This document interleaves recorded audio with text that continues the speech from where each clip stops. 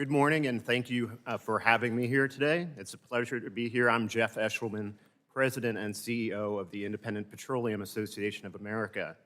I'd like to thank Chairman Duncan and Chairman Johnson for gathering this hearing today. We really appreciate being a part of it. As you know, the American natural gas and oil industry is very diverse and consists of many sectors. My organization, IPAA, represents the exploration and production part of the industry. The independent companies who don't have refineries or gasoline stations, these companies specifically search for and produce the nation's gas and oil wells. There are about 6,000 independent producers exploring and producing for the nation's energy supply each day. They are spread across 33 states. And here's the kicker that a lot of people don't recognize. Collectively, these small businesses, the 6,000 of them, are responsible for developing 91% of the nation's natural gas and oil wells, accounting for 83% of America's oil supply and 90% of our domestic natural gas supply. Through good times and bad, our companies invest billions in new projects, searching for America's energy. So the characterization that this industry is big oil is actually a big myth. It's the independent, smaller companies that are drilling most of the wells and providing for most of the energy in this country.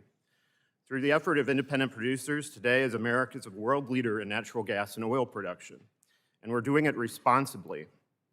In this time of continuing uncertainty, one thing is certain: a healthy oil and natural gas industry is good for America. It's good for our economic and national security, as well as for our allies across the globe. Let me take a few minutes to address some of the strengths, weaknesses, opportunities, and threats that we see at IPAA. Strengths. Natural gas is actually good for the environment. Today, the nation has its cleanest air in 20 years. In fact, total greenhouse gas emissions continue to decline despite production and consumption of natural gas increasing.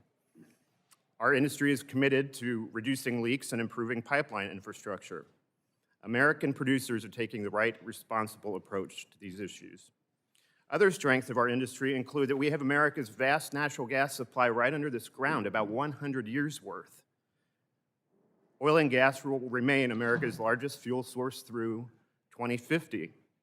And coupled with wind, solar, hydro, nuclear, coal, batteries, America has a strong, reliable energy portfolio.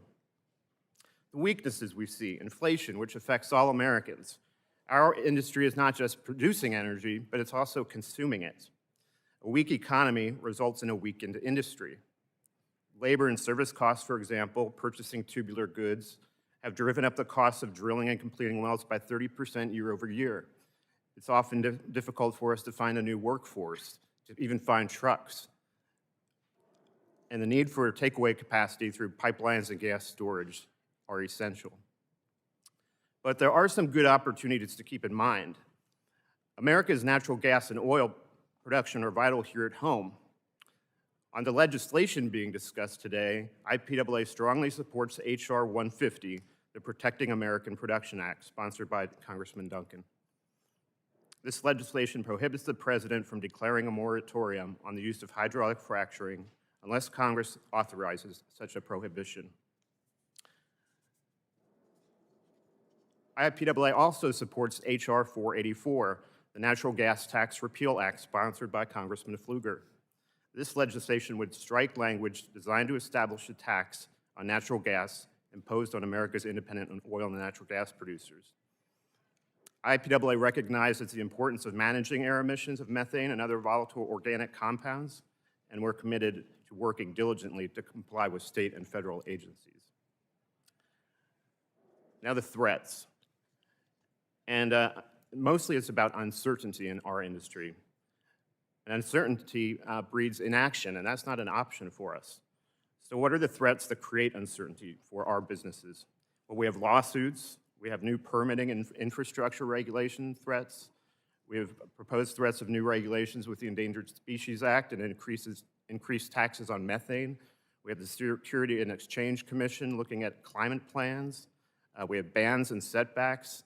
We have electrification proposals, like for natural gas stoves. that we've seen so much about in the news. And there's delayed lease sales and onshore and offshore. And there's so much more. But I want to work with this committee. Our IPAA wants to work with this committee to make sure that we can address these threats, strengths, weaknesses, and opportunities. Thank you for the opportunity. I thank the gentleman. Chair will now recognize